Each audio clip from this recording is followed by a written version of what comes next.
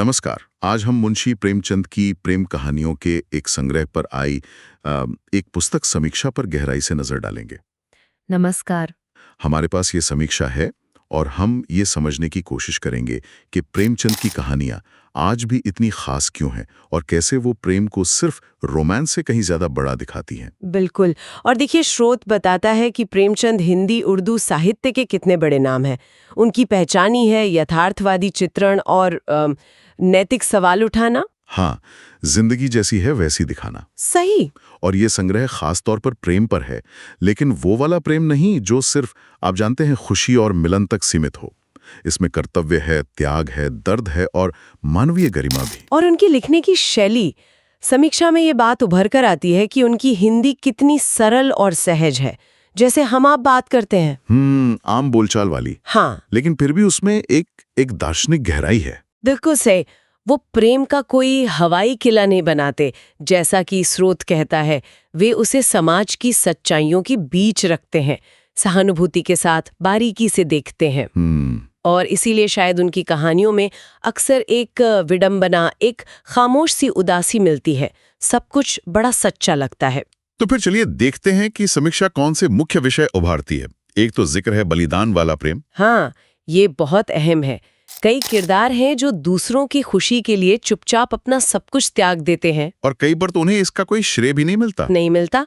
और ये त्याग अक्सर सामाजिक बाधाओं के कारण और भी मुश्किल हो जाता है ना। हाँ बिल्कुल। समीक्षा बताती है कि जाति, वर्ग, गरीबी, लैंगिक असमानता ये सब पृष्ठभूमि में है। और ये चीजें कहानियों को मार्मिक बनाने के साथ साथ सोचने पर भी मजबूर करती हैं।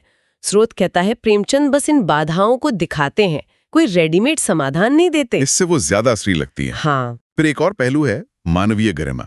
समीक्षा इशारा करती है कि मुश्किलों के बावजूद, भावनात्मक निराशा के बीच भी उनके पात्र अपनी नैतिकता, अपना आत्मसम्मान बनाए रखने की कोशिश करते हैं। सही कहा।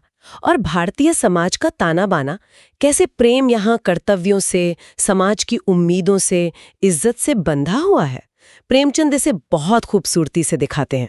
तो ये सवाल उठता है कि ये विषय आज भी इतने असरदार क्यों लगते हैं? अच्छा सवाल है। देखिए, विश्लेषण के मुताबिक ये कहानियां हमें उस वक्त के ग्रामीण भारत, वहां के रीति रिवाजों, पारंपरिक सोच की एक जीती जागती तस्वीर देती हैं। अच्छा। और नैतिक जटिलता भी, मतलब कोई सिर्फ हीरो या विलन नहीं है, सब आम इंसान हैं। प्रेम, फर्ज, इच्छाएं, इनके बीच कहीं ना कहीं संघर्ष कर रहे हैं। समीक्षा कुछ कहानियों का खास तौर से जिक्र करती है, जैसे कफन। वो तो मतलब गरीबी, हानि और जिंदगी की कड़वी सच्चाइयों की एक झकझोर देने वाली कहानी है। हाँ वाकई, दिखाती है कि कैसे भीषण गरीबी इंसान से उसकी भावनाएं तक छीन सकती है। और नमक का दरोगा, उसका भी जिक्र है। उसमें कर्तव्य और ईमानदारी का सवाल है। और बड़े घर की बेटी, जहां पारिवारिक रिश्तों में मान सम्मान और सुलह की बात है। ये कहानियां दिखाती हैं कि प्रेमचंद की पकड़ी भी भावनात्मक सच्चाई आज भी क्यों प्रासंगिक है।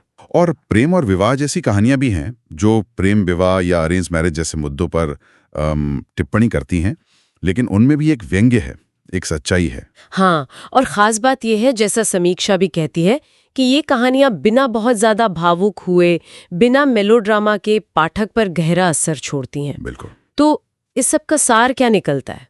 समीक्षा का निचोड़ यही है कि ये सिर्फ प्रेम कहानियों का संग्रह नहीं है। नहीं, बिल्कुल नहीं। ये मानवीय भावनाओं का उनके सबसे सरल, सबसे सच्चे रूप में एक गहरा अन्वेषण है। ये दिखाता है कि कैसे एकदम मुश्किल, बंजर हालात में भी प्यार पनप सकता है, या कैसे दिल टूटने के बाद भी इंसान चुपचाप एक साहस के साथ खड़ा रह सकता है। सही।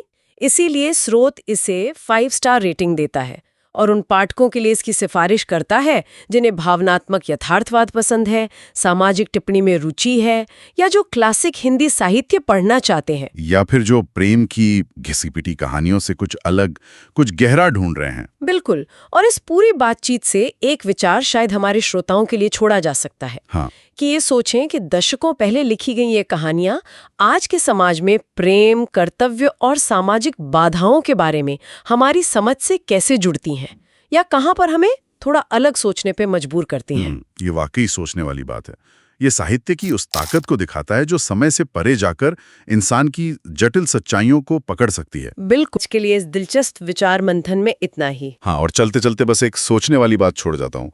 अगली बार जब कोई ऑनलाइन सब्सक्राइब, लाइक या कमेंट करे तो एक पल रुक कर सोचे, ये छोटा सा क्लिक उसके डिजिटल अनुभव को कैसे गढ़ रहा है, और शायद अनजाने में दूसरों के अनुभव को भी।